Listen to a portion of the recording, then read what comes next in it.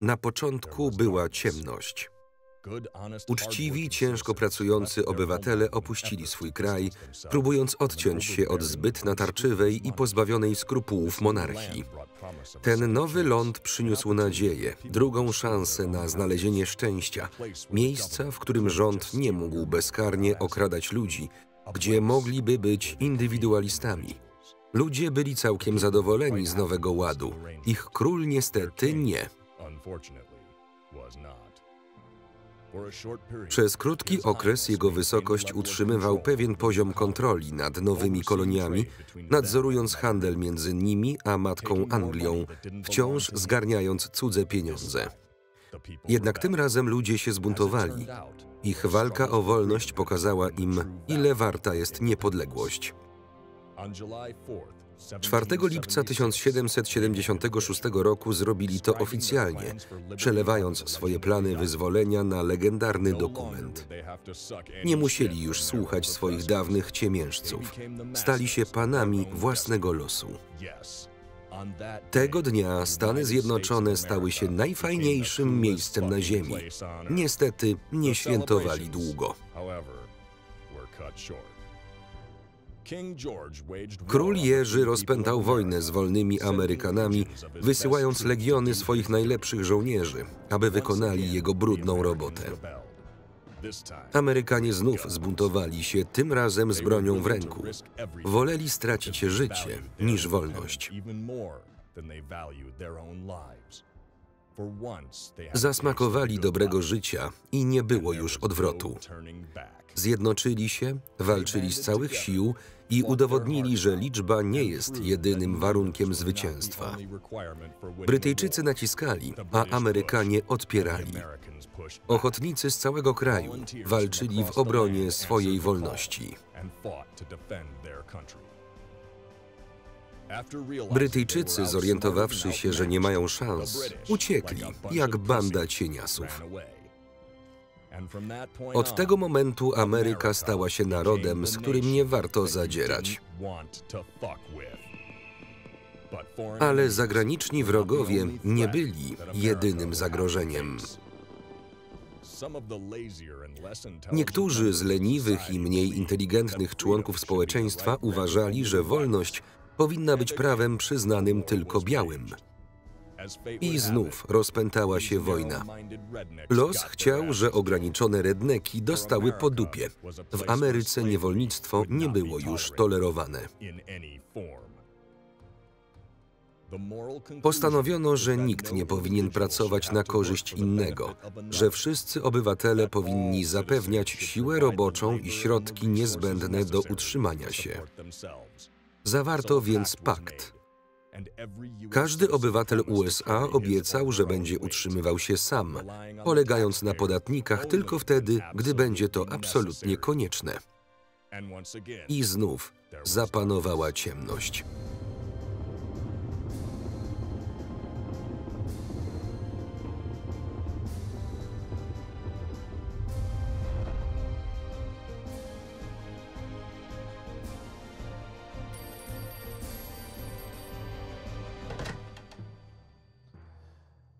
Halo?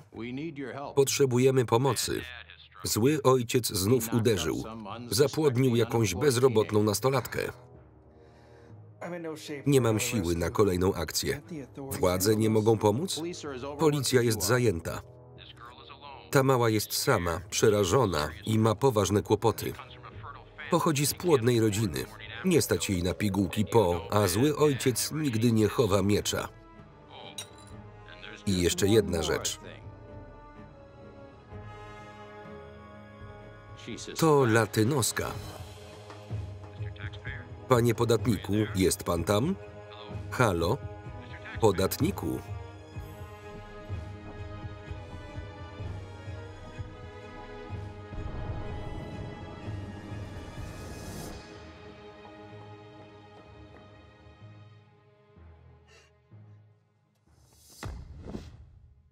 Jesteś cała? Byłam pijana. Powiedział mi, że mnie kocha, że będziemy razem na zawsze. Co z moją przyszłością? Nie ma problemu. Mogę zapewnić pani opłaconą wycieczkę do planowanego rodzicielstwa, gdzie przeprowadzą pani supernowoczesną aborcję. Który to tydzień? 8. miesiąc. O rany. Nie ma czasu na leczenie VIP. Chyba będziemy musieli to zrobić po staremu.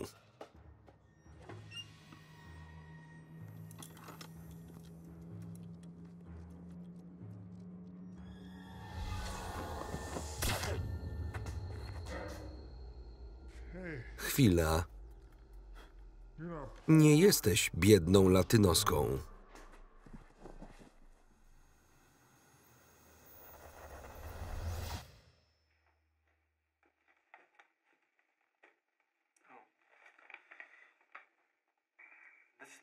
Tu podatnik. Zostałem porwany. Żyję, ale za 3 dni zostanę stracony. Moi porywacze nie mają żadnych żądań i nie przyjmą pieniędzy. We wtorek, 6 listopada o godzinie 15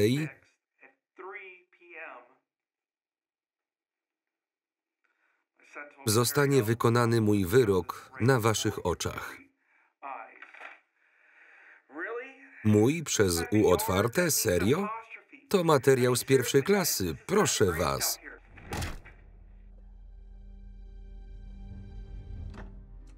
Do kogo dzwonisz?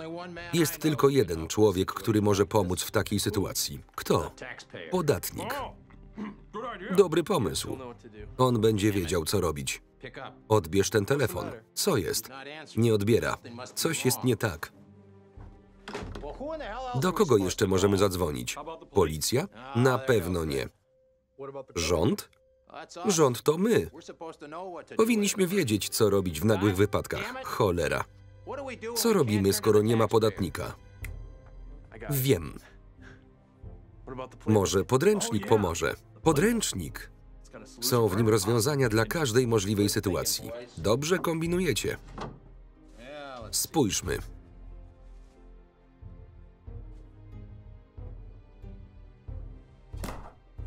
Cholera. Mogę zabrać? Tak, i tak się nie przydał. Nie chciałem podsłuchiwać, ale chyba przydałaby się wam pomoc. No tak, ale nasza pomoc zostanie stracona za 3 dni. Chyba mam pomysł. Jeśli chcesz dzwonić po podatnika, to odpuść, nie odbiera. Nie chodzi o niego. A co ze zdrowym rozsądkiem i odpowiedzialnością osobistą? Zdrowy rozsądek i odpowiedzialność osobista nie działają od czasów Reagana. Tak, słyszałem, że uciekli z miasta 20 lat temu. Od tego czasu mieszkają w lesie. Też tak słyszałem. Ale chyba wiem, gdzie ich znaleźć. No i? Oni byli na emeryturze, jak ja byłem w pierwszej klasie. Co w nich wyjątkowego? Przecież nie mają supermocy czy coś. Właściwie to mają. Serio? Zdrowy rozsądek ma moc dedukcyjnego rozumowania. Potrafi spojrzeć na sytuację bez uprzedzeń, tradycji czy wiary. Prawdziwy myśliciel. A ten drugi? Odpowiedzialność osobista. Stale stara się być lepszym człowiekiem. Dobrze się odżywia, ćwiczy, oszczędza pieniądze, czyta.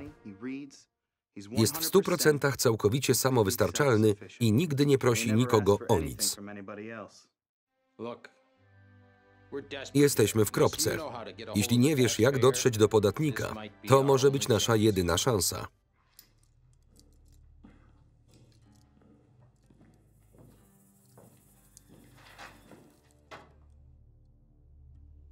Hej, ja cię znam. Oczywiście, że znasz. Jestem miliarderem. Widzisz, chłopcy i ja uważamy, że pora na nowy stadion. I tu pojawiasz się ty. A co jest nie tak ze starym? Lokalna komisja sportowa jest właścicielem. Większość sprzedaży koncesji przechodzi nam koło nosa. Koncesji? Myślałem, że mówimy o piłce. Mamy plany budowy supernowoczesnego stadionu za $1 miliard na miejscu starego. Problem w tym, że nie chcemy za niego zapłacić. I szczerze mówiąc, kibice też nie. Co jest nie tak z tym, który zbudowałem wam 30 lat temu? I dlaczego miałbym płacić za oglądanie najgorszych drużyn na świecie? Zapłacisz za to i nic na to nie poradzisz.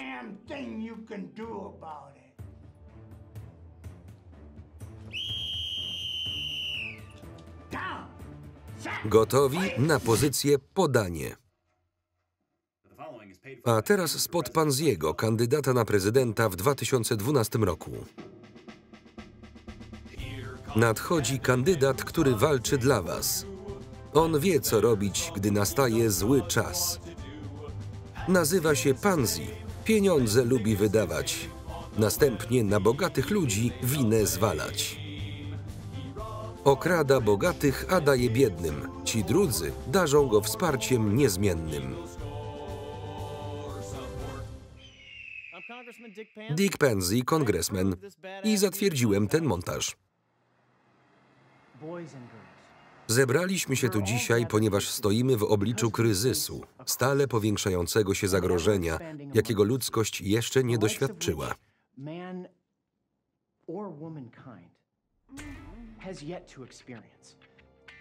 Nowy wróg zagraża wszystkiemu, na co tak ciężko pracowaliśmy, albo w ogóle nie pracowaliśmy, by to osiągnąć. I chce, żebyśmy sami płacili za nasze jedzenie, szkoły, drogi i domy.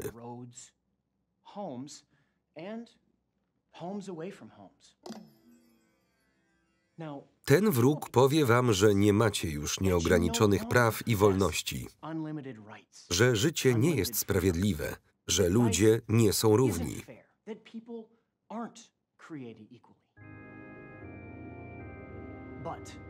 Ale tej błędnej ideologii zdaje się brakować serca. Wróg, o którym dziś mówię, jest rzeczywiście bardzo potężny. Ale mimo to ja, Dick Penzi, kandydat na prezydenta, posiadam tajną broń, stworzoną, by go zniszczyć. A przy okazji zdobyć serca i umysły mas. W związku z tym daję każdemu z was zebranych tutaj dzisiaj kulę ignorancji i arogancji.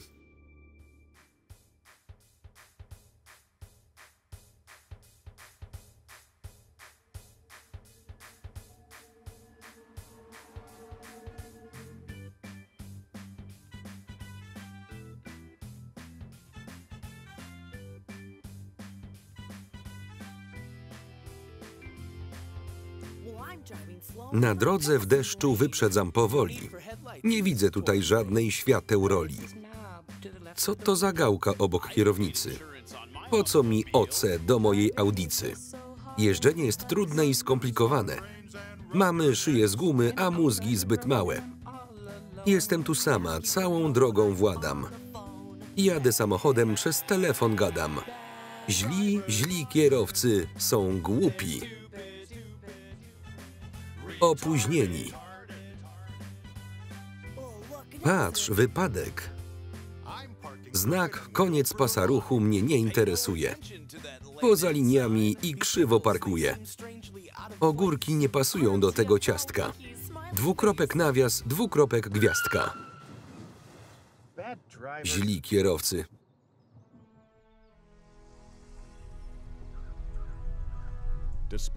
Mimo że o mało nie zginął przez nieuwagę złego kierowcy, Richard Randolph bezpiecznie dotarł do celu.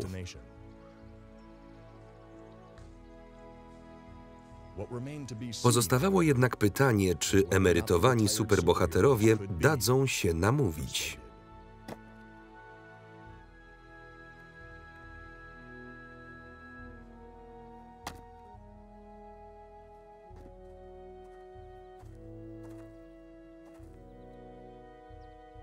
Coś ty za jeden. Serio, kim jesteś? Richard Randolph. Jestem przyjacielem. Przyjacielem? Nie znam cię. Nigdy cię nie widziałem, ani nie rozmawiałem z tobą. Nie jesteśmy przyjaciółmi. Dobry jesteś. Potrzebujemy twojej pomocy. Tak? Co to za my? Całe miasto. A jeśli wkrótce czegoś nie zrobimy, to także reszta świata. Mów wprost. Świat nas porzucił 20 lat temu. Tylko kretyni. Reszta nadal w was wierzy. Tu nie ma już nic, w co można wierzyć. Równie dobrze możecie wrócić do domu. Obywatele potrzebują waszej pomocy. Porwali podatnika. Podatnika? Czemu nic nie mówiliście? Co mu się stało? Został porwany. Dranie. Zamierzają go stracić 6 listopada. Koleś, czy ty sadzisz drzewa? Efekt chłodzenia netto młodego, zdrowego drzewa odpowiada 10 klimatyzatorom wielkości pokoju, działającym z pełną wydajnością przez 20 godzin dziennie. Sadzenie drzew to nie przywilej, to konieczność. Nasze miasto zmieniło się, odkąd wyjechaliście. Jeśli nic nie zrobicie, nigdy już nie będzie takie samo. Jeśli podatnik ma kłopoty, musimy coś zrobić. Racja. To rozsądne. Ale robimy to dla niego, nie dla was. Dla wszystkich, którzy was potrzebują. Miasto nie może się rozwijać bez zdrowego rozsądku i odpowiedzialności osobistej. Skoro jedziemy, musimy najpierw zrobić postój. Chcecie jechać ze mną? Będzie szybciej i łatwiej. I zaoszczędzimy na paliwie i pieniądzach. Czyli ja prowadzę. Dokąd jedziemy? Do więzienia. Do więzienia? Mówiliście, że pomożecie nam uratować miasto. Pańskie intencje są dobre, panie Randolph, ale jest tylko jeden sposób na uratowanie miasta. Jaki? Antykoncepcjo, skończyłaś? Chwilka. To pośpiesz się, masz gościa. Gościa? Właściwie to 3.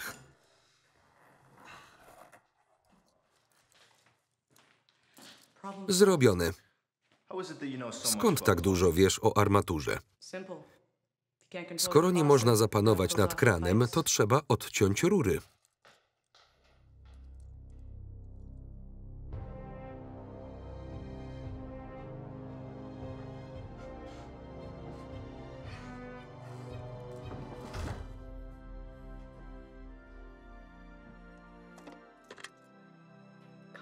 Zdrowy rozsądek. Kopę lat. Dobrze wyglądasz.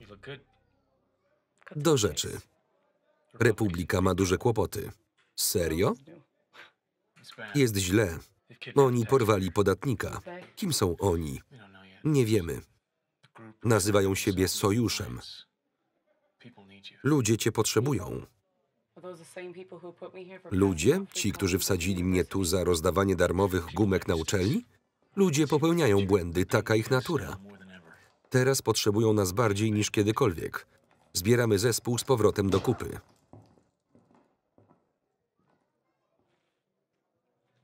Jestem tu potrzebna. Państwo pozwala więźniom zapładniać kobiety na wizytach małżeńskich. To nie ma sensu.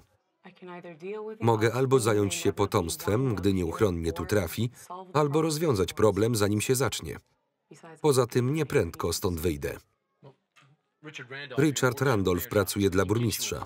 Możemy załatwić ci ułaskawienie. Brzmi nieźle, ale nie mogę pomóc grupie, która nie chce pomóc sama sobie. Przykro mi to słyszeć. Czas minął, wariatko. Nie możemy cię zmusić do niczego, ale wiedz, że masz swój udział w tym bajzlu. O czym ty mówisz? Mamy jednego potwierdzonego członka sojuszu. Kogo? Złego ojca.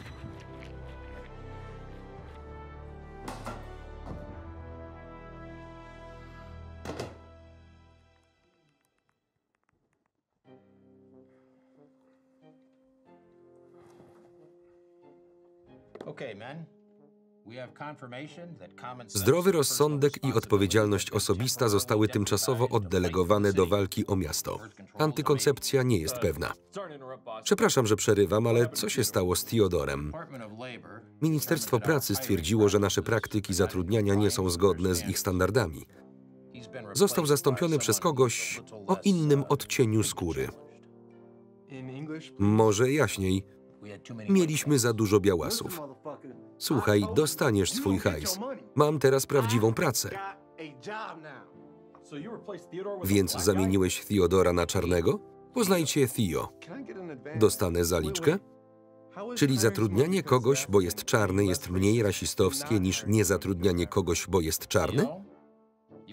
Theo, miałeś tu być 4 godziny temu. Takie spóźnienia nie są tu tolerowane, chyba że w Ministerstwie Transportu. Co się czepiasz? Bo jestem czarny, tak?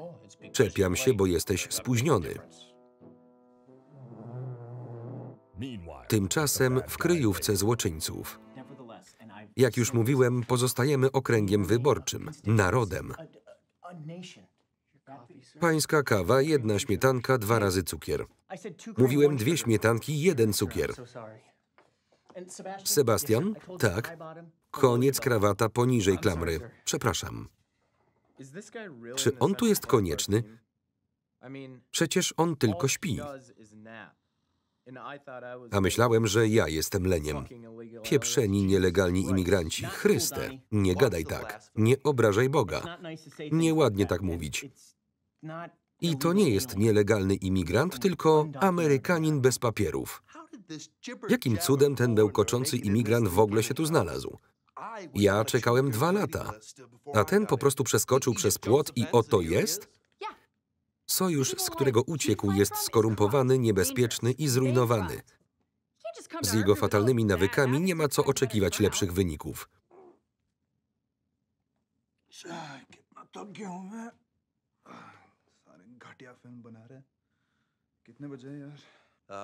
Stul pysk, brudny Meksykańcu.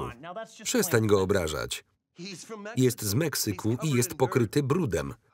Jak mam się do niego zwracać? Gówno mnie obchodzi, co chcesz. Zamawiam ci sałatkę. Jeśli ci się nie podoba, naucz się angielskiego. Serio, to jest Ameryka, prawda? Uspokójcie się, ludzie. Wezwiemy tłumacza i wszystko załatwimy. Ma pełne prawo się z nami porozumieć. Tłumacz.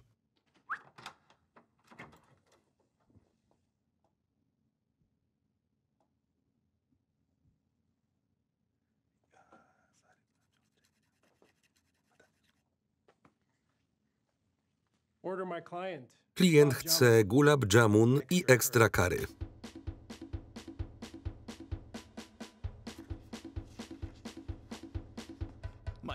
Przyjechaliśmy z Indii w 63. I zostaliśmy w Meksyku, gdzie pieniędzy jak śmieci. Rodzice trochę nisko celowali. Ameryka dobre miejsce, tam więc się udali.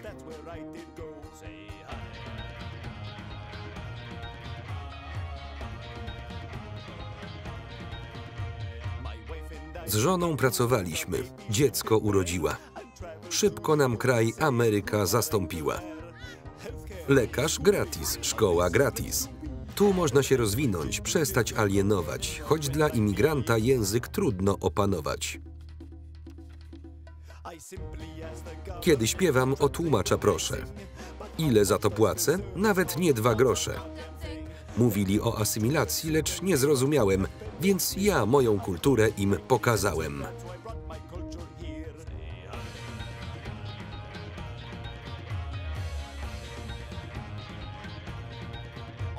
Razem.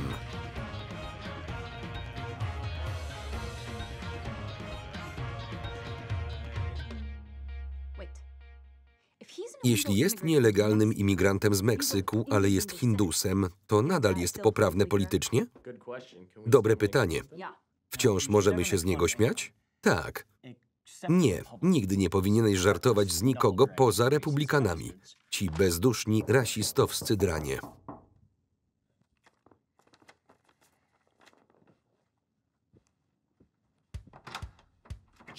Proszę opatrzyć swoim podpisem, niebieskim lub czarnym długopisem. Nie poczuje pan winy, nie poczuje pan wstydu, jeśli pan podpisze.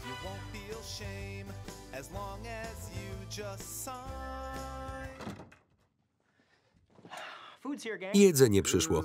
Świetnie, ale najpierw muszę się nawalić.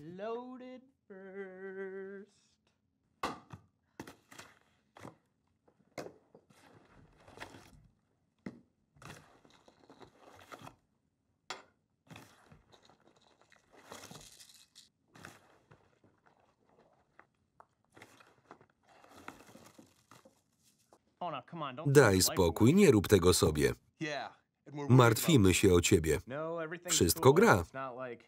Przecież test na narkotyki nie jest wymagany przez rząd.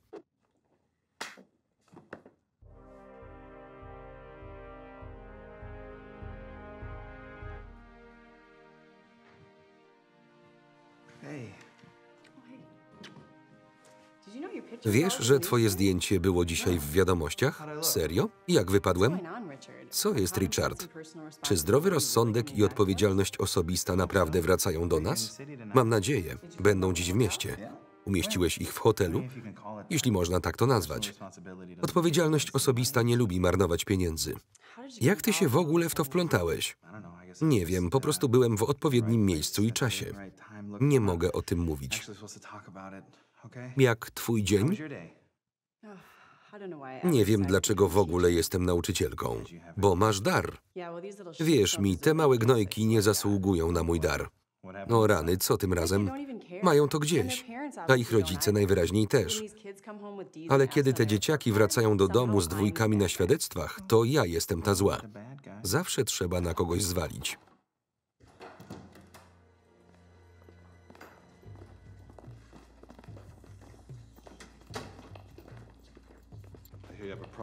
Ponoć masz problem z moimi dzieciakami.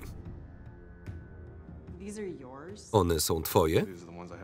To te, które mam na ten weekend. Słyszałem, że mogą nie skończyć klasy. To twoi uczniowie? Myślałem, że uczysz w podstawówce. Myślisz, że łatwo ukończyć szkołę w 6 lat? Po prostu jesteście zbyt tępi. Nieprawda. Pomagam im w zadaniach w każdą trzecią sobotę i w każdy drugi poniedziałek miesiąca, chyba że akurat jest mecz. Może tu jest problem. Prosisz się o kłopoty, kobieto. Nauczymy ją manier, chłopcy.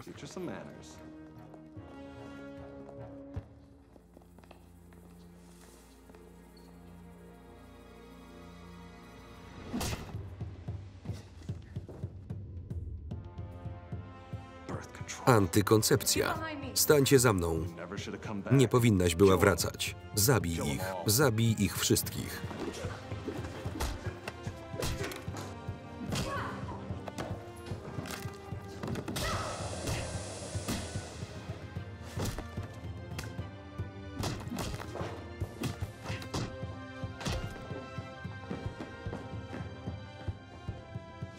Zwijamy się, chłopcy. Tchórze. Jazda stąd, gówniarze. Chyba tatuś cię zostawił. Znowu. Antykoncepcjo, uratowałaś nas. To moja praca. Jak możemy się odwdzięczyć? Nie trzeba. Ale możecie pomóc sobie, praktykując bezpieczny seks. Czy to znaczy, że wróciłaś? Jestem, gdzie mnie potrzebują. I zostaniesz z nami do końca? To się nigdy nie skończy. Wielu ludzi cię potrzebuje. Musisz się wyspać, jeśli chcesz znów pomagać ratować ludzi. Będziemy zaszczyceni, jeśli zatrzymasz się w naszym pokoju gościnnym. Ja nie śpię. Ja czekam. Dobranoc.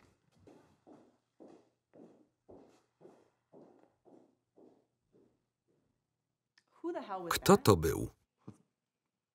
Antykoncepcja. To wyłapałam. Ale kim ona jest? Urodziła się z nieplanowanej ciąży pozamałżeńskiej, z pary osobników, którzy jej nie chcieli i nie dbali o nią. Całe dzieciństwo spędziła samotnie, bez wsparcia, bez rodziny. Kiedy była już na tyle dorosła, by mówić, przyrzekła, że nie pozwoli, by inne dziecko spotkał jej los. Przyrzekła zrobić wszystko, by żadne inne dziecko nie dorastało bez miłości, bez której życie nie ma sensu. Gdy odszedł zdrowy rozsądek, zrobiło się źle. Wezmę prysznic. Pomyślałem, że jeśli weźmiemy prysznic razem, zaoszczędzimy czas, pieniądze i wodę. To ma sens.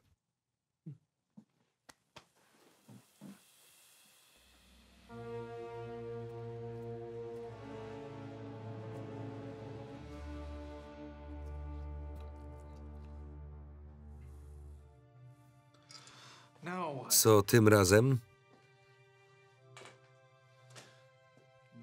Wiesz, kim jestem, podatniku?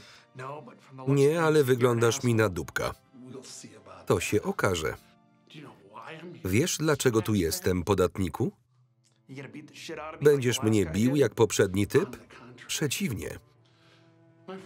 Ja i moi znajomi jesteśmy właścicielami banków.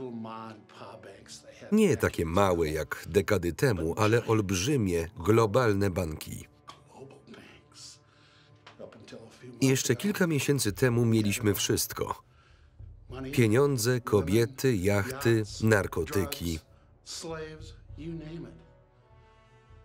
Ale wspieranie opóźnionych pożyczek w ramach schematu Ponziego nie jest zbyt odpowiedzialne finansowo. Nie pytaj mnie, nigdy w życiu nie uczyłem się ekonomii. Byłem zbyt zajęty paleniem kubańskich cygar. Próbowaliśmy zmienić kurs. Jak? Wywaliliśmy tysiące pracowników najniższego szczebla, ale i tak nasze banki upadają. I czego chcesz ode mnie? Jest jedna rzecz, która bardzo poprawiłaby mi humor. Nie martw się, to nie będzie bardzo bolało.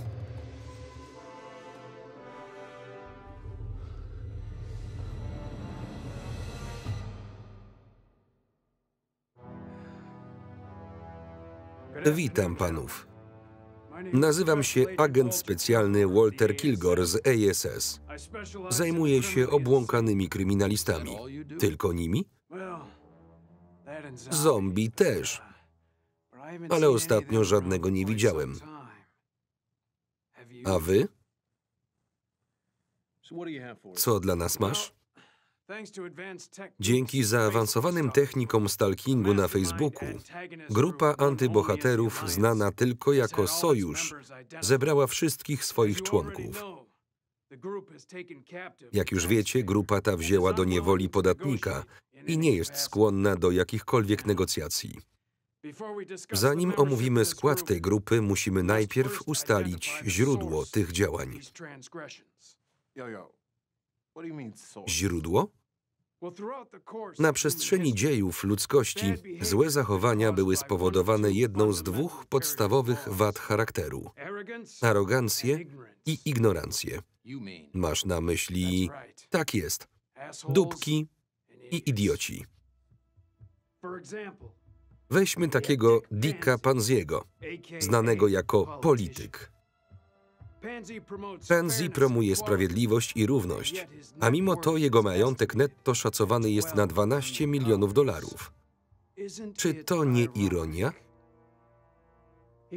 Ukończył studia z wyróżnieniem i ponoć wysyła SMS-y ze zdjęciem swojego wacka do krupiera blackjacka w Vegas. Następnie mamy Christiana Jonesa, znanego jako biblijny grom. Jest pastorem w lokalnym kościele. Uwielbia dobre książki, opłatki, czerwone wino i kozły ofiarne. Nienawidzi gejów, mniejszości, innych religii i wolnej woli. Jest przekonany, że jego Bóg jest tym właściwym i nie zamknie się, dopóki się z nim nie zgodzisz. Teraz Donald Rutger, znany jako pasożyt. Rzucił szkołę w 8. klasie. Zrezygnował z pracy w serwisie po 8 godzinach i od tego czasu jest bezrobotny.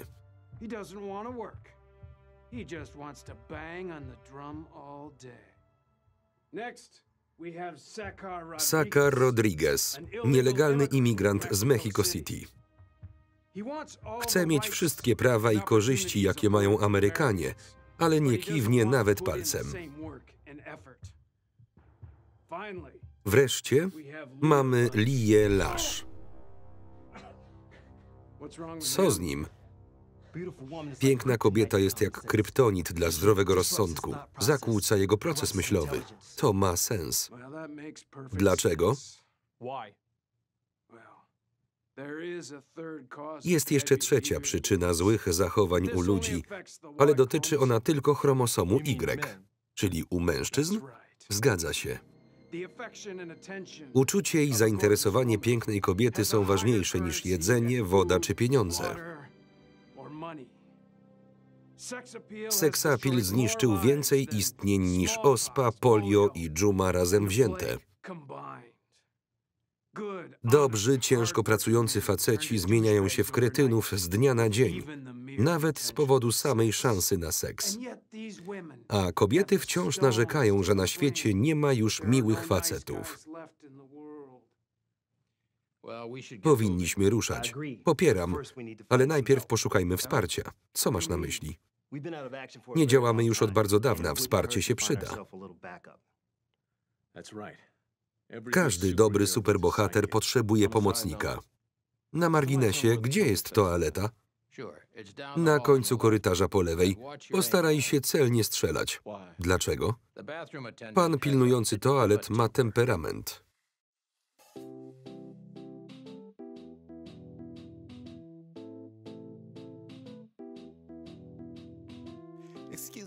Przepraszam, czy mógłby mi pan wyjaśnić ten znak?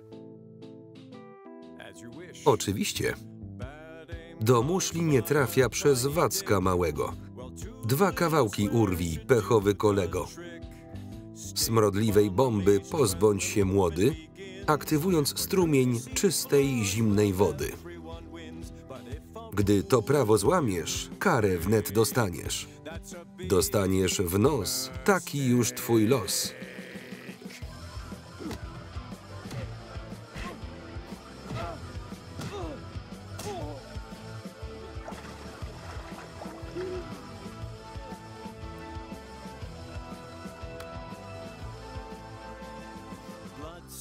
Dostaniesz w nos, taki już twój los.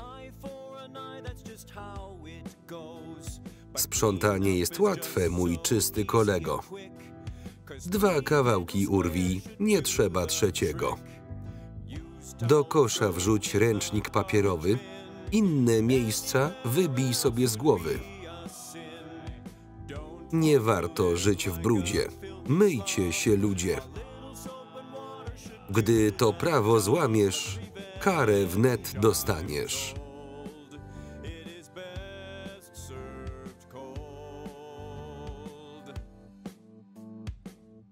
Dla pechowego pana pilnującego łazienki pozostawienie bałaganu na blacie byłoby błędem w ocenie, który prześladowałby go na zawsze.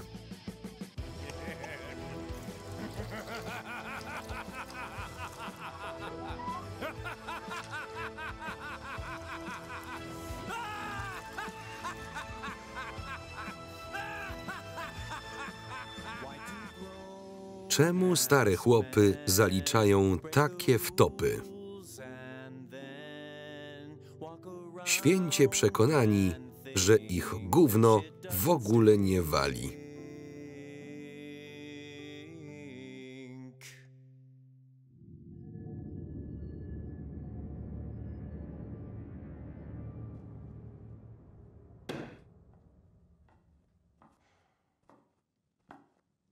Co robisz? Wyznaczam wydatki na programy rządowe. Chcesz spróbować? Pewnie. Śmiało. Co mam robić? Każda lotka to $10 000. Na miejsce na planszy, które zostanie trafione, przeznaczamy pieniądze. Okej, spróbuj. Nie da się inaczej? Wierz mi, to najlepszy system. Do dzieła.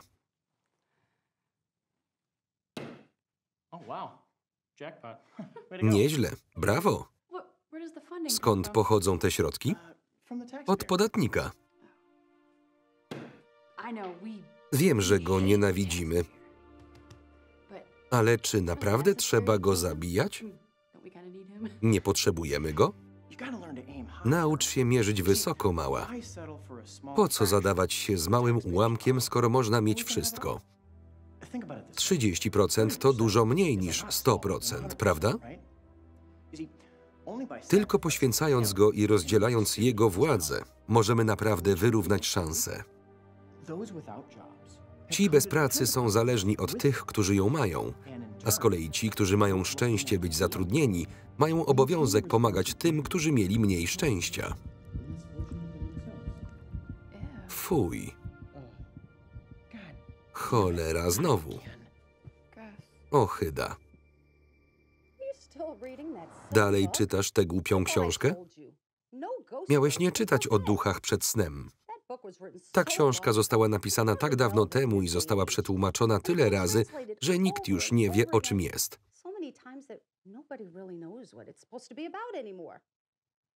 I szczerze mówiąc, mam problem z każdą książką, która popiera maltretowanie niewinnych kobiet i mordowanie bezbronnych dzieci. Wszystkie te straszne, paranormalne rzeczy tylko sprawią, że znów będziesz miał koszmary. Mamo, proszę, jeszcze chwilkę. Nie, Jacob, idziemy spać. Synu, zrób, co ci mówi matka. Zaraz do ciebie przyjdę, tylko skończę werset z Księgi Wyjścia.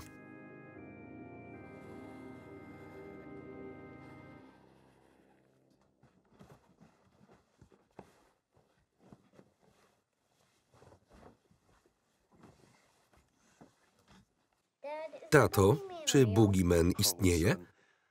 Synu, to tylko bajki, które mają straszyć małych chłopców. Ale dlaczego? Niektórzy wykorzystują wiarę w różne rzeczy, żeby kontrolować innych. Sprawdzisz, czy pod łóżkiem nie ma potworów? Nie bądź śmieszny, nie ma żadnych potworów. Skąd wiesz? Widziałeś jakiegoś? Nie. Więc nie ma powodu, by wierzyć, że obserwują cię niewidzialne potwory. Teraz pomódl się i idź spać.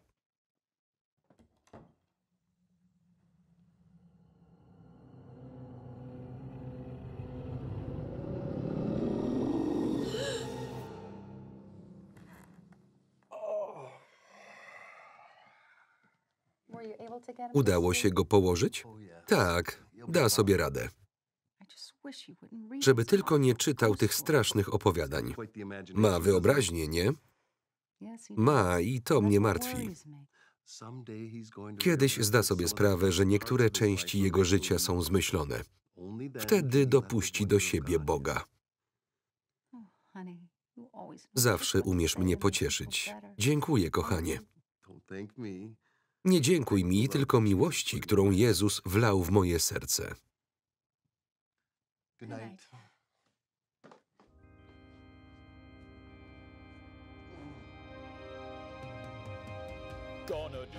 Będę wypełniał wolę Pana. Niech inne bóstwa dadzą se siana. Jeśli się modlisz, będziesz zbawiony. Jeśli jesteś gejem, w piekle palony. Lepiej uciekajcie już teraz, poganie. Swój słuszny gniew pokaż im, Panie. 10 przykazań łamania unikaj. I tę cholerną książkę przeczytaj. Szczęście i radość są tu zabronione, a ich działania nigdy nieskończone. To Bóg, Ojciec i Syn. Dopiero zaczął się młyn. Chrześcijanie górą.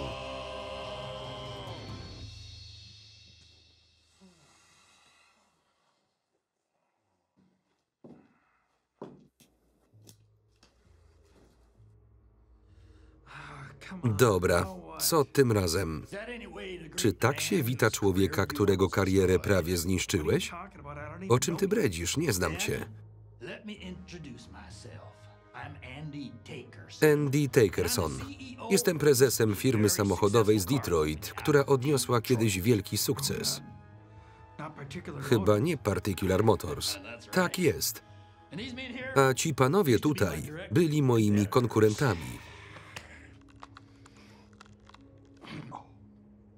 Ale teraz zdaje się podatniku, że dzięki tobie mamy wspólnego wroga. Nic nie zrobiłem. I to właśnie chcę zmienić. W świetle ostatnich zawirowań ekonomicznych nasze firmy znalazły się na skraju zagłady. Może gdybyście nie robili tak gównianych wozów, to jest Ameryka, podatniku, i niespełniające norm auta są filarem tego wielkiego narodu. Chłopcy,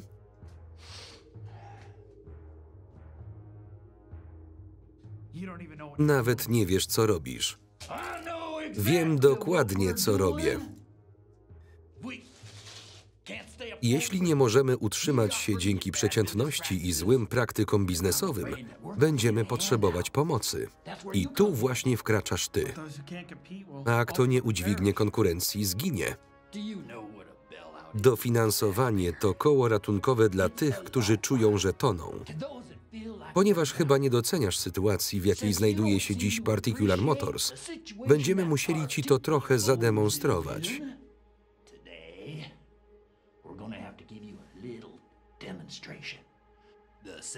Słowo bezpieczeństwa to tonę.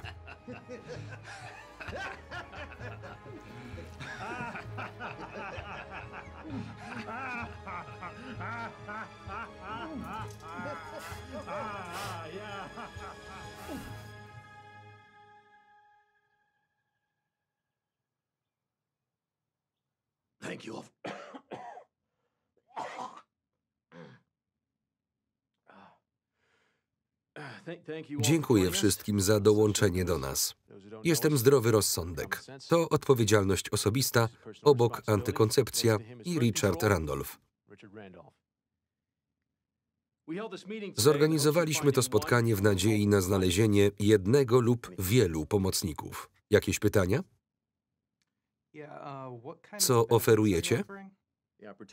Możliwość służenia swojemu krajowi i uczynienia świata lepszym. Okej. Jeśli nie ma więcej pytań, myślę, że zaczniemy rekrutację. Po przejrzeniu waszych zgłoszeń myślę, że weźmiemy 3 zmęczonych panów z dużym doświadczeniem wojskowym. Gratulacje, panowie, wstańcie. Nie tak prędko.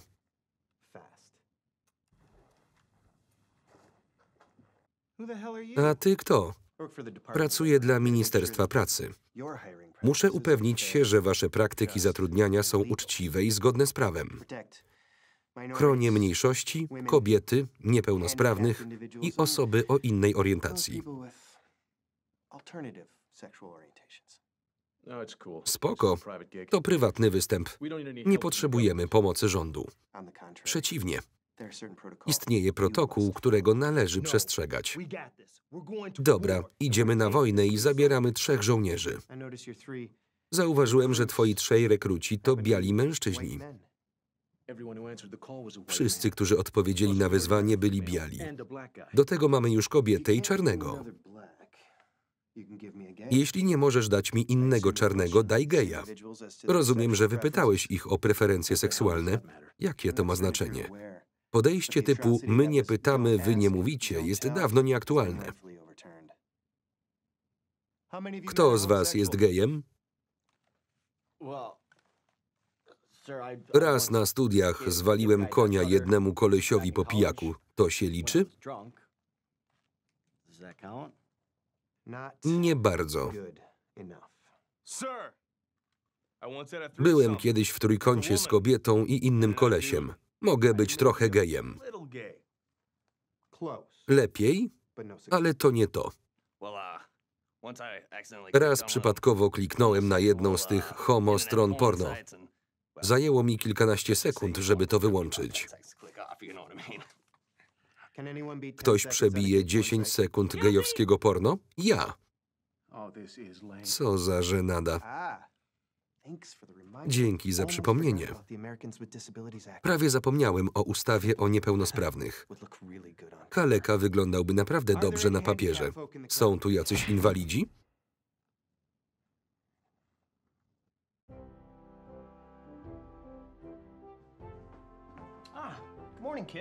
Dzień dobry, dzieci. Dzień dobry. Wiecie, jaki dziś dzień? Poniedziałek. A co jest w poniedziałki? Kieszonkowe. Tak jest. Pozwólcie, że je wyciągnę. Karen, wykonałaś wszystkie zadania ze swojej listy i dlatego przysługuje ci $10 tygodniowego kieszonkowego. Proszę bardzo, kochanie, gratulacje. Martin, nie wykonałeś żadnego z zadań z listy obowiązków, wybierając zabawę i telewizję, zaniedbując pracę domową. Dlatego nie dostaniesz kieszonkowego. Co? To nie fair. Masz rację, to nie jest fair. Oto co zamierzam zrobić. Zabiorę połowę twoich pieniędzy, kochanie, i dam je twojemu bratu. Bosko. I to jest niby fair? Teraz oboje macie $5, ale on nic nie robił.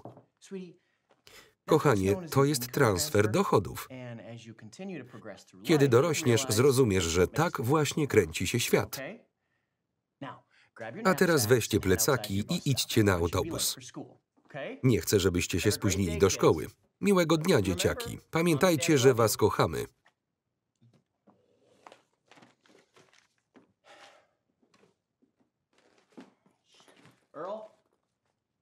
Musimy lecieć, Earl. Kongresmen spóźnił się, ale to spóźnienie było niczym w porównaniu do jego współpracownika.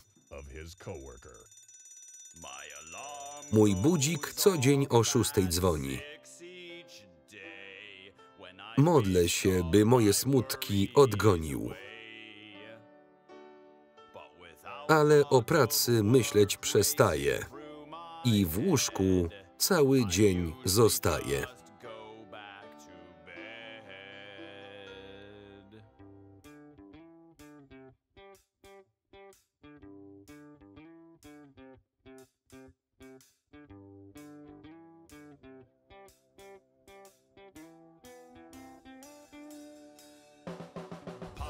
Pomocy publicznej można zaniechać. Życie i tak chcecie dojechać. Przełknij dumę i przestań walczyć. Zasiłku starczy i dla ciebie. Do pracy raczej nie jestem stworzony, ani ja. Za darmo mam obiad dla siebie i żony. Nie cierpię pracować i ona też nie. Więc mamy nadzieję, że wysłuchasz dziś mnie. Kiedy jesteś na zasiłku, życie daje ci w kość. Mówię ci. Jestem na zasiłku. Dlaczego inni nie płacą? Nie wiem. Dlatego, że gardzą pracą.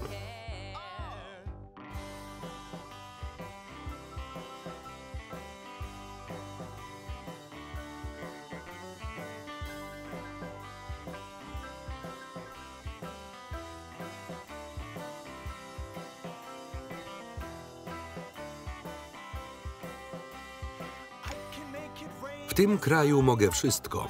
Mam swój plan. Rozdaję zasiłki, rozdam i wam.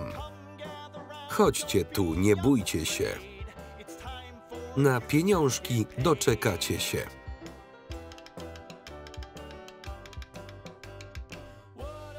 Co ze mną? Czy ja też dostanę? Chętnie do kolejki po zasiłek stanę. Decyzją Urzędu Pracy uznano, że zasiłek dziś panu przyznano. Jestem tu najbiedniejsza. Z czym jest zupa dzisiejsza? Co dziś dla mnie macie? Spróbujesz mojego ciasta? Bardzo chętnie. Kiedy jesteś na zasiłku, życie daje ci w kość. Mówię ci, jestem na zasiłku. Do oddania długu nie zmuszą was oni. Dlaczego nie? Telefon wam dzwoni? Odbiorę. Halo? Donnie, co ty odwalasz? Gdzie jesteś? Robimy taki mały musical. Robimy? Moja żona, gość od zasiłków i jacyś ludzie szukający darmowego żarcia. Ile jeszcze będziecie śpiewać i tańczyć? Zrobiliśmy intro, zwrotkę, refren, solówkę. Zostało nam tylko outro. Pomińcie outro, jest zbędne. I przyjeżdżaj, bo znajdziemy innego darmozjada. I jasne, szefie. Człowiek próbuje kierować imperium zła. Na pewno nie chcecie broni? Na pewno. Nie przeszliśmy szkolenia. Racja. Broń jest niebezpieczna. Skoro tak mówisz. Zajebiste kostiumy. Skąd je macie? Moja mama je uszyła. Szycie jest łatwe. To czyszczenie ich pomiędzy walkami jest trudne. Jak wasze napoje? Lemoniada jest przepyszna. Dobrze. Tylko nie pijcie za szybko, bo wam zamarznie mózg. Dobrze, mamo. Czasem zapominasz o manierach, gdy pędzisz walczyć z przestępczością. Mamo. I weźcie kilka latarek.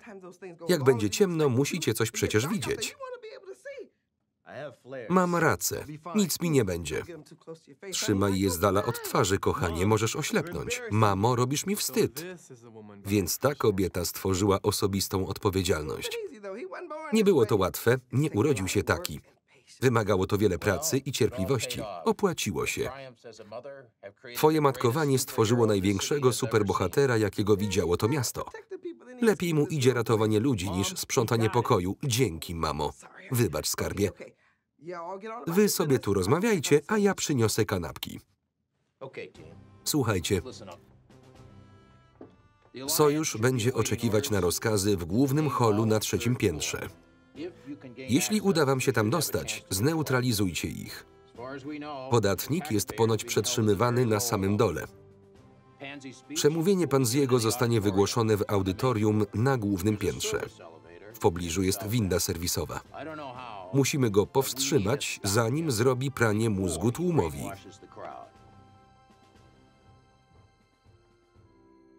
Zrobię to.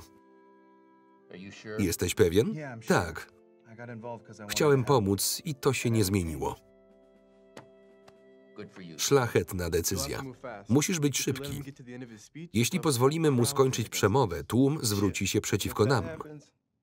Jeśli tak się stanie, mamy przechlapane. Nie, wtedy się wycofujemy. Nie możemy się wycofać przy pierwszej trudności. Chodzi o ludzkie życie. Może powinniśmy rozważyć inne opcje. Przerywanie czegokolwiek wydaje się szalenie nieodpowiedzialne. Jeśli podejmiemy odpowiednie środki, przerywanie nie będzie konieczne. Przeciwności są przytłaczające. Nie uda nam się. To pana decyzja, jeśli jest pan pewien. Misja nie może być przerwana, a ja w tym momencie się już nie poddam. Niezależnie od tego, chłopcy i ja będziemy monitorować twoje postępy z gabinetu owalnego. Waszym głównym celem jest zneutralizowanie kul kongresmena. Bez nich jest tylko kolejnym dupkiem.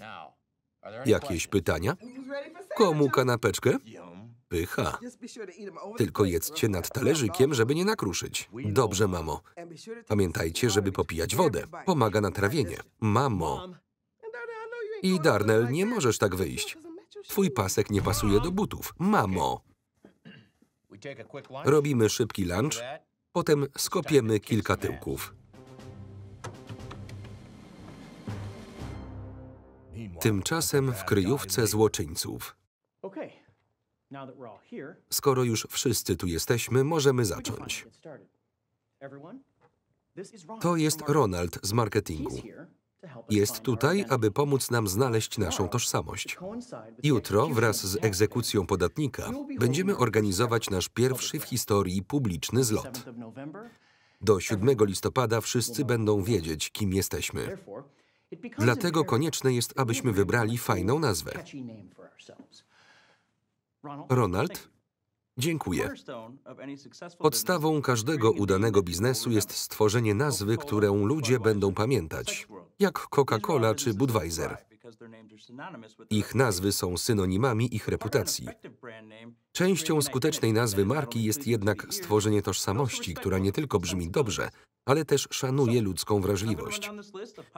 Przeczytam więc listę możliwych nazw dla tej organizacji, a jeśli ktoś z was uzna jakąś nazwę za obraźliwą, niech naciśnie przycisk przed sobą. Jakieś pytania? Zaczynajmy. Na początek, co powiecie na piekielne dzwony? Samce alfa? Okej. Anielskie skrzydła. W porządku. Obrońcy Ameryki. Blackjacks. Wirujące krzyże. Ewolucja. Rycerze. Pracujący na rzecz. Równe szanse. Chryste. Wal się. Możecie przestać narzekać? Wiecie co? Nazywacie to sojuszem zła, a zachowujecie się jak dzieci. Mam to w dupie.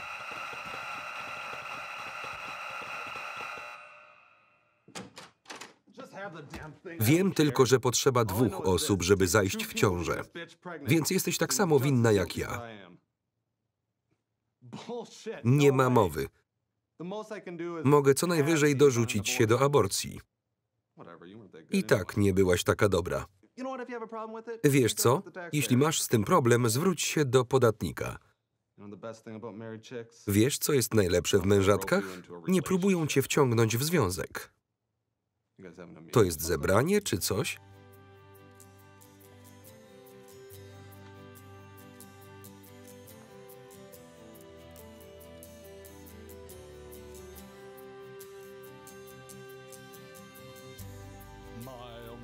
Proszę, proszę, cóż tu mamy? Jakie imię pięknej damy? W sumie mnie to nie obchodzi. O jej nóżki się rozchodzi. Noc jest młoda, znajomość przelotna. Lecz ja napalony, a ty, wilg, twoje awanse zaakceptuję. Silny pociąg do ciebie czuję. Ta jedna noc niech będzie dla nas. Choćby na ziemi, tutaj, zaraz. W tę noc i zawsze pewność mieć mogę, że skończysz swoje i szybko dasz nogę. Nie poślubię tej panienki. Ja chcę tylko zaliczać sarenki. Nie są dla nas zabezpieczenia. Chodź, masz coś do zrobienia. Wymienimy nasze mikroby. Zapadniemy na nowe choroby. Wyniki badań przyszły mi nowe. Co powiesz na wszy łonowe? Inne panie mi je dały, lecz przez AIDS poumierały. HIV to gówno, zapewniam cię. Cicho, do pracy zabieraj się. Na jedną noc umowę zawrzyjmy. Upojne chwile razem przeżyjmy. W tę jedną noc wiele stracę.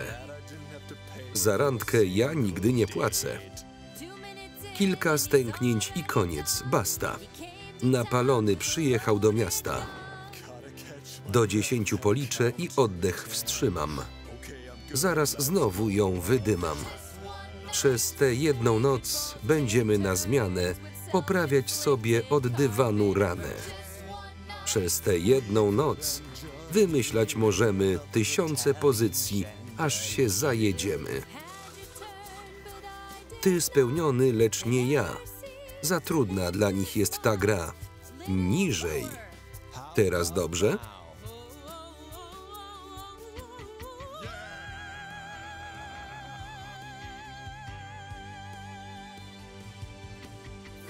Przez tę jedną noc coraz krócej ta przyjemność trwa.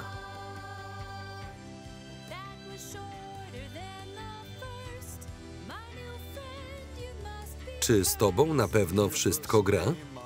Dalej nie wiem, jak się nazywasz, ale i tak muszę się już zmywać.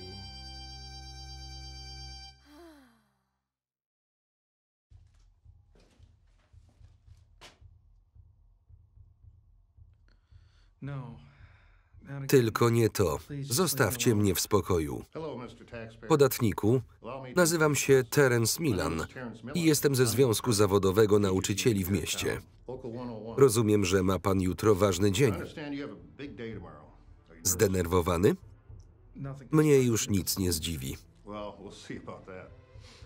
Nie jestem pewien, jak dobrze znasz system edukacji publicznej, ale jest on w rozsypce. Pomimo rekordowego poziomu finansowania, dzieci nadal są debilami. Są pewne osoby w polityce, które uważają, że my, nauczyciele, powinniśmy ponieść część odpowiedzialności za tę porażkę. Mówicie dłuższa edukacja. Ja mówię, walcie się. Chcecie krótszych wakacji? Ja mówię, nie na mojej warcie. Prosicie mnie, żebym wpłacił niewielką część swoich dochodów na mój osobisty fundusz emerytalny. Ja mówię, wypchajcie się. Czy wyrażam się jasno, podatniku? Nie słyszę. Mam problemy z prawym uchem od uderzenia tępym narzędziem. O lewym nawet nie wspominam. Wiem, że jutro czeka cię śmierć, ale zanim to nastąpi, możemy się trochę zabawić. Te rzeczy są najwyraźniej bolesną formą kontroli umysłu. Nie żeby to miało znaczenie.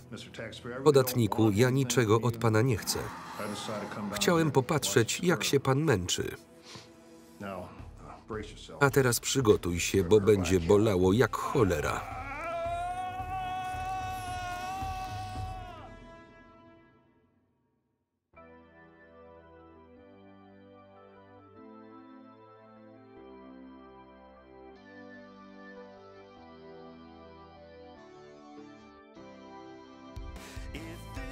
Jeśli to sen, zapalcie proszę światło.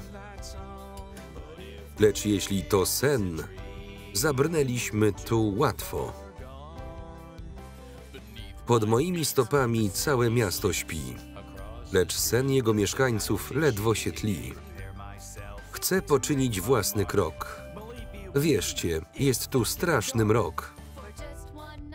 Przez jedną noc i popołudnie rozwiążemy problemy, zrobimy to cudnie. Tropiciel zombie, wąsacze surowi. Jesteśmy chłopaki wszyscy gotowi. Pomożemy Theo naszemu ludowi? Jeśli to sen, czemu dręczy mnie Tamara? Czy to jest za system dwupartyjny kara? Podzieleni między sobą, ślepi na świata losy. Próbują nam podrzucać czcze otuchy głosy. Równia to pochyła, zwierciadło co wykrzywia, to wszystko wychodzi przy cenie paliwa. Chwila, chyba czegoś nie łapię. Muszę zmienić nawyki, nim się cały rozdrapie. Lecz nie mam na buty i na zasady. Z całego życia widzę gorsze fasady. Niskie standardy duszą człowieka uczciwego. Szukam powietrza do oddechu zdatnego. Życie to nie warte jest niczego. Polityka, podatki i ckliwe reklamy. Mam dość zasad, to system zakłamany. Jeśli właśnie teraz śnię, to jest koszmar i chcę wstać. Przeczuwałem, że to spisek. Wyjaśnienia muszę dać. Lecz jeśli to sen, to wszystko gra. Lecz jeśli to sen, jesteśmy bardzo blisko dna.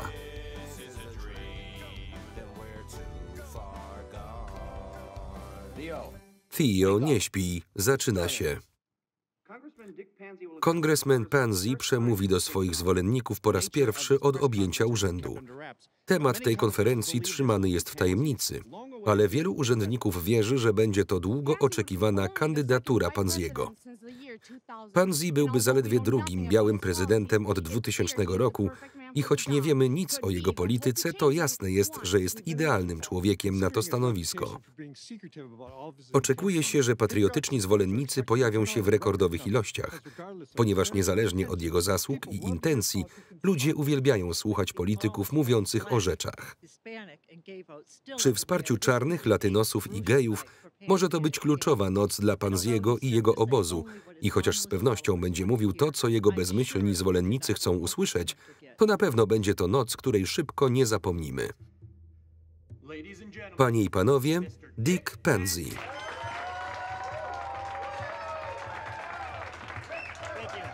Dziękuję. Bardzo dziękuję.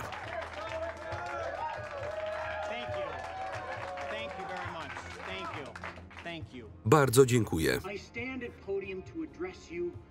Dziś wreszcie dokonamy zemsty na osobniku tak nikczemnym, że nawet ja ledwie potrafię go opisać.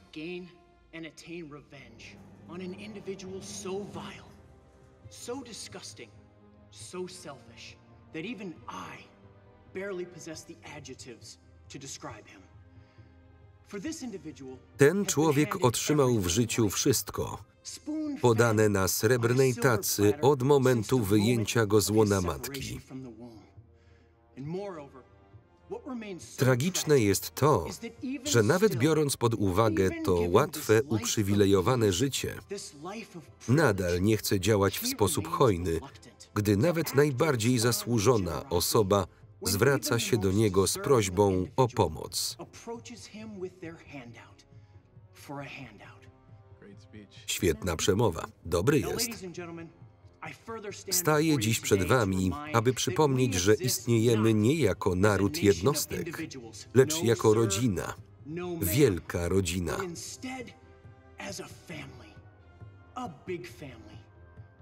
Demokracja.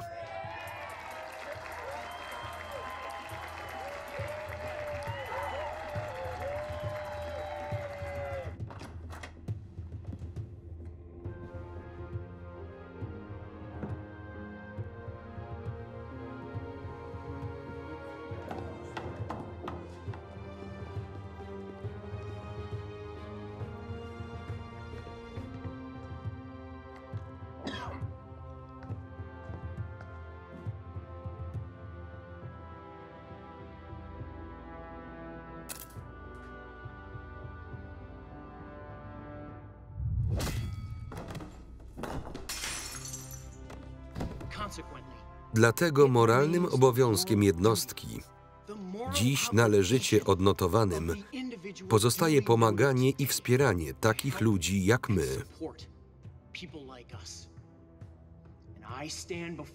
Dziś oświadczam, że nadszedł czas, aby on wreszcie zapłacił za swoje. Tak jest, moi drodzy.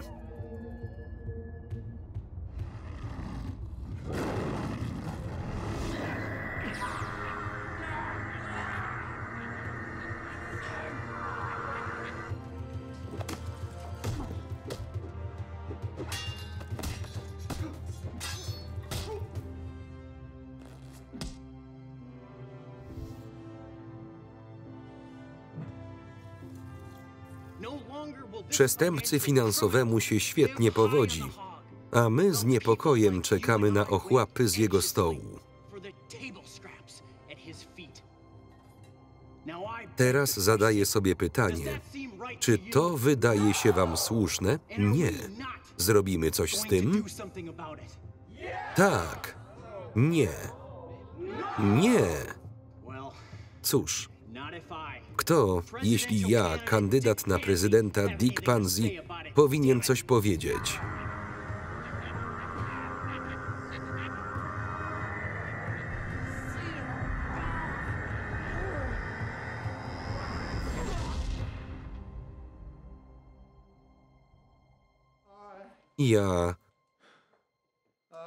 Ja umarłem.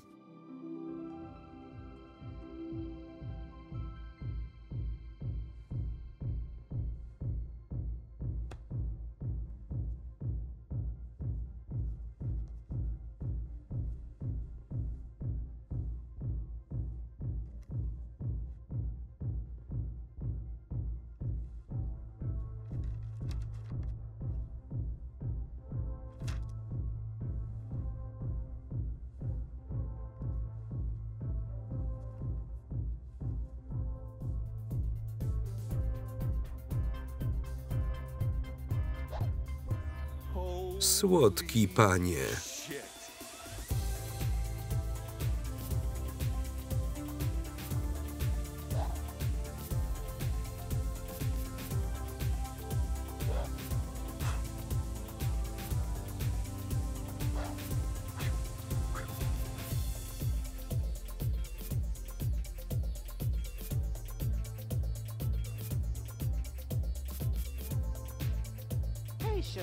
Kochanieńki, nie widziałam cię tu wcześniej. Witaj w zaświatach.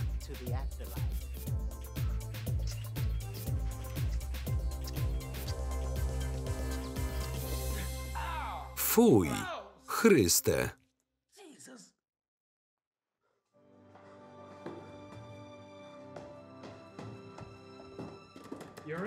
Twoja strategia przywodzi na myśl zwrot, który nawet ty znasz. Nie działa. Mylisz się co do mnie. Nic nie zrobiłem. W tym cały problem. Jestem po twojej stronie. Jestem z tych dobrych. Więc nie będziesz miał nic przeciwko temu, żeby udać się ze mną do dobrych ludzi. Będziesz stawiał opór? Bardzo proszę.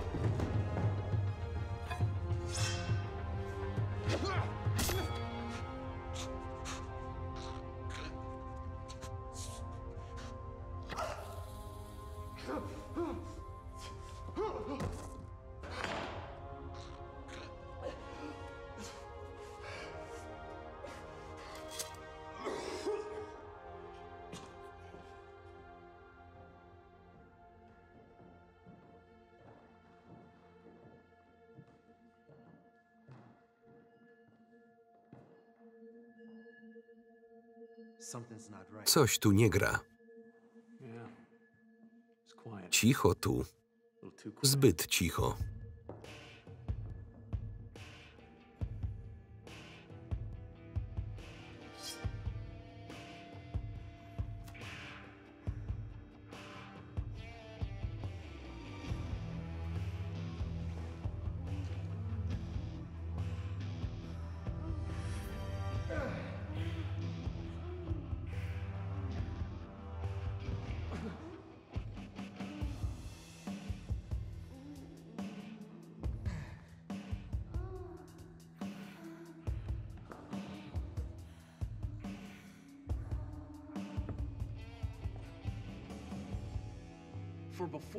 Na waszych oczach dokonamy tego, na co miliony Amerykanów, w tym ja, czekały od bardzo, bardzo dawna.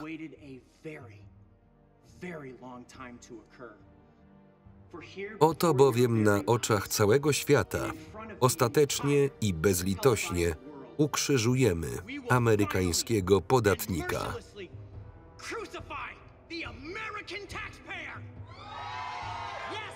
Tak, panie i panowie, właśnie tak. Dziękuję.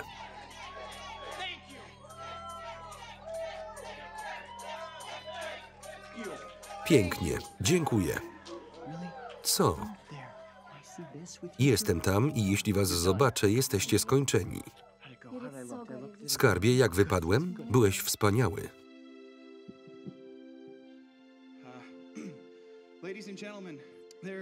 Jest wiele punktów, do których chciałbym się odnieść, ale jeden z nich jest najważniejszy. Ci z Państwa, którzy znają historię powstania tego narodu, wiedzą, że zostaliśmy ustanowieni jako republika, a nie demokracja. Teraz te dwie formy są podobne, jednak jest między nimi różnica.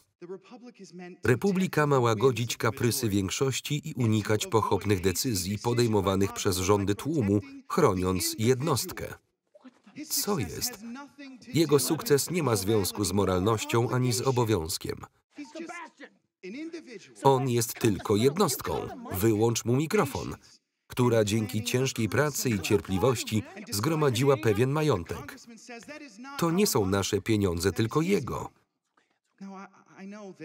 Wiem, że nasze społeczeństwo ma swoje problemy i trzeba się nimi zająć, ale nie możemy bić, torturować, dręczyć i gwałcić podatnika. Nie można rozwiązać problemu, rzucając pieniędzmi. Pieniądze to remedium, nie lekarstwo. Pamiętajcie też, że podatnik nie jest superbohaterem. To tylko człowiek, więc karanie go jest karaniem nas samych. Czas, byśmy przestali liczyć na niego, a zaczęli patrzeć w stronę odpowiedzialności osobistej i zdrowego rozsądku. To oni są superbohaterami i przez długi czas pomagali naprawiać ten kraj. Musimy w nich wierzyć, bo tylko wtedy możemy odłożyć na bok nasze drobne, nieistotne różnice i naprawdę zacząć rozwiązywać problemy.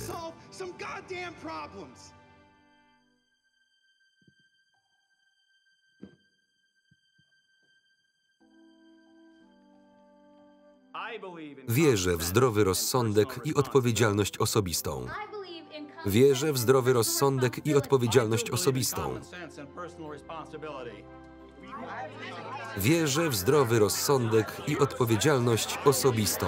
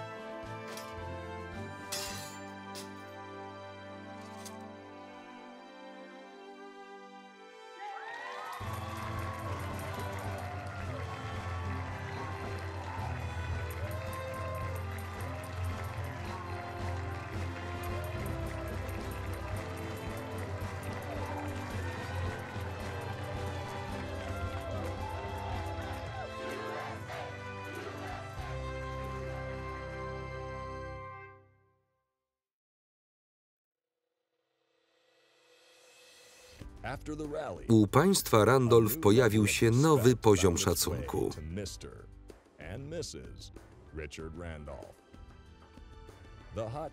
Gorąca laska postanowiła wykorzystać swoje moce tylko w dobrym celu. Biblijny grom został skazany na 4 lata w państwowym zakładzie karnym. 4 długie, ciężkie lata.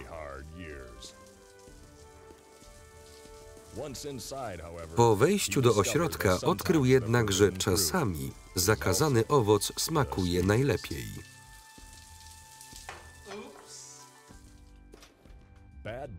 Zły ojciec musi prowadzić ośrodek dla wszystkich 800 swoich nieślubnych dzieci.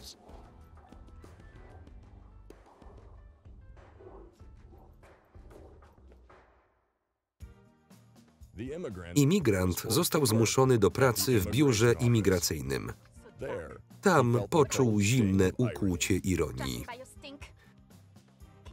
Sądząc po twoim smrodzie, zgaduję, że jesteś Hindusem. To są akta z moim nazwiskiem. Dlaczego moje nazwisko tu jest? To powinno być twoje imię. Co to jest? Wiesz, kim jest moja rodzina? Ale jak na ironię, nie była to kara, którą musiałby znosić tylko on. Proszę bardzo, kawa, 1 śmietanka, podwójny cukier. Mówiłem 2 śmietanki, 1 cukier. Przepraszam, to moja wina. Przynieś mi drugą, oczywiście. Ludzie są beznadziejni. Nie wszystko skończyło się tak mrocznie. Panowie, dobra robota. Teraz jednak nadszedł czas, aby wąsaci podnieśli poprzeczkę. Od jutra pełne owłosienie na twarzy. Antykoncepcjo, co ty tu robisz? Odlatuję. Dokąd? Wyruszam na wschód, by zmierzyć się z największym wyzwaniem, a ty jedziesz ze mną. Afryka? Czemu ja? Bo jesteś Cornelius Peeblefoot.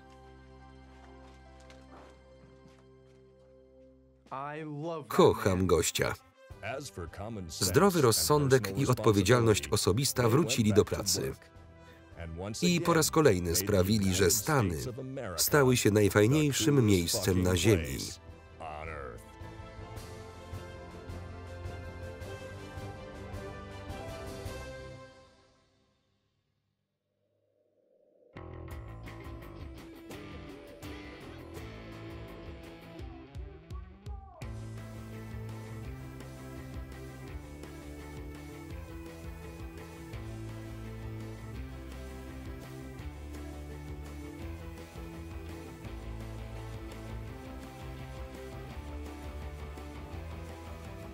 Donnie, wiesz, po co tu jesteś?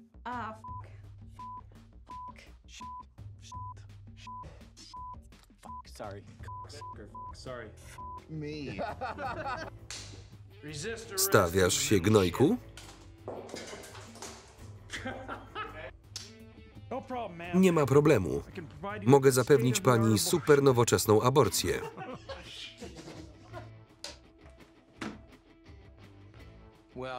Cholera, zapomniałem tekstu.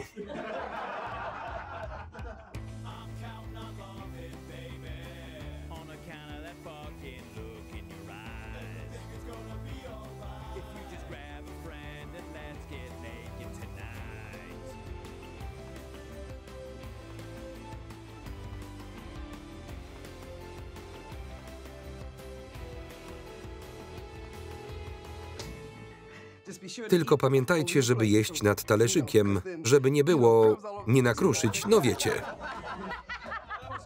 To było dobre. Bo jesteś Cornelius Peeblefoot. Nawet tego nie potrafi. Wybaczcie.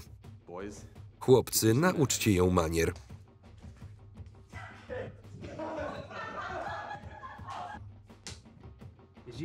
Czy wykorzystywanie dziecka... Cholera.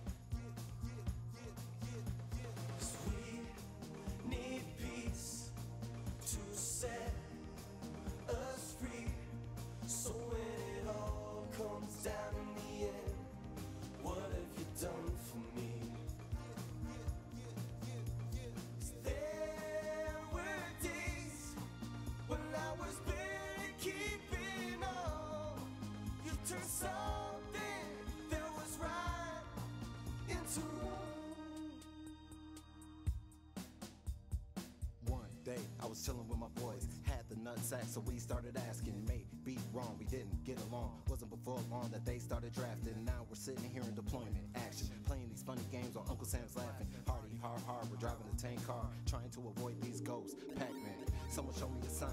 Batman, you can take it like this or like that, man. I think the way of the system is a trap, man. No more pushing aside, I'm reacting. Yeah, you can check my rap. Understand this ain't disrespect. Understand that I'm a man of my word, and this shit here is absurd.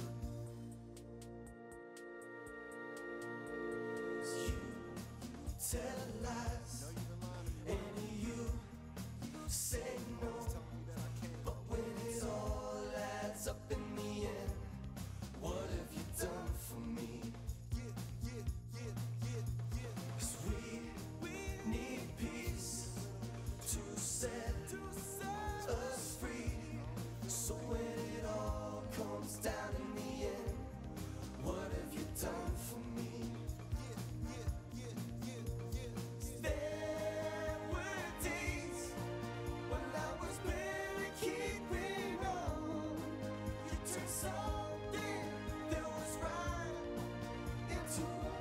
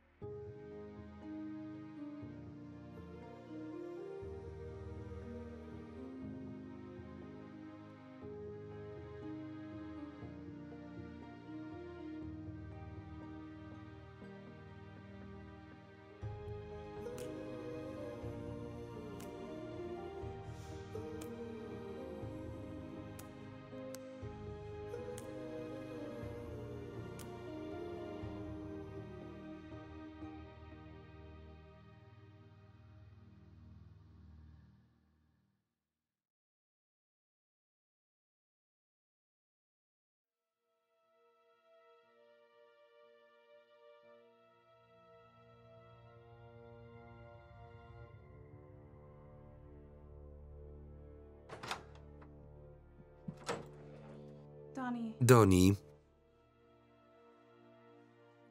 nie chcę owijać w bawełnę, bo nie cierpię owijać w bawełnę.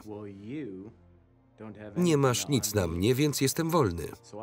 Chcesz mi postawić drinka? Nigdzie nie idziesz, suko. Detektyw Dash, zajmę się tym.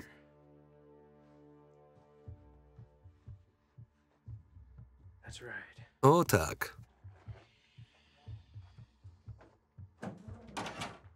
W końcu mogę oficjalnie cię poznać. Kim pan jest? Nieistotne. Istotne jest to, co ci zrobię, jeśli mnie okłamiesz. Przybyłem do tej zapomnianej przez Boga krainy 6 miesięcy temu, w pogoni za nielegalną substancją, która może zakończyć cywilizację w ułamku sekundy. Szedłem za okruchami chleba przez pół świata i doszedłem do ślepej uliczki w tym grajdołku. A gdy zagadki nie są rozwiązane, robię się zły. A kiedy jestem zły, kruszę kości.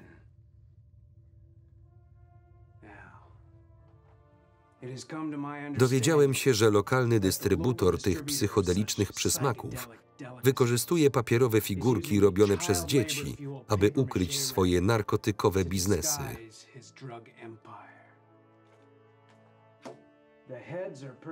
Głowy są wypełniane różnymi substancjami i dostarczane do kupującego.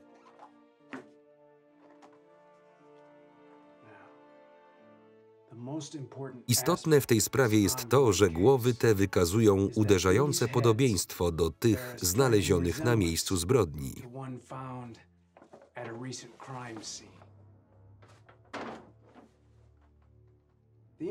Wnętrze było wyłożone resztkami nieznanej substancji zwanej marihuaną. Na zewnątrz były twoje odciski palców. Na spodzie była przypięta karta telefoniczna bez nazwiska, numeru i adresu.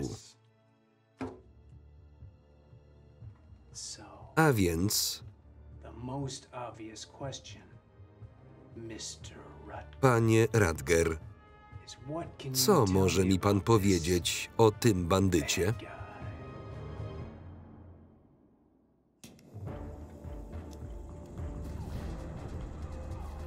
Tekst polski Aleksandra Urbańczyk. Czytał Maciej Więckowski.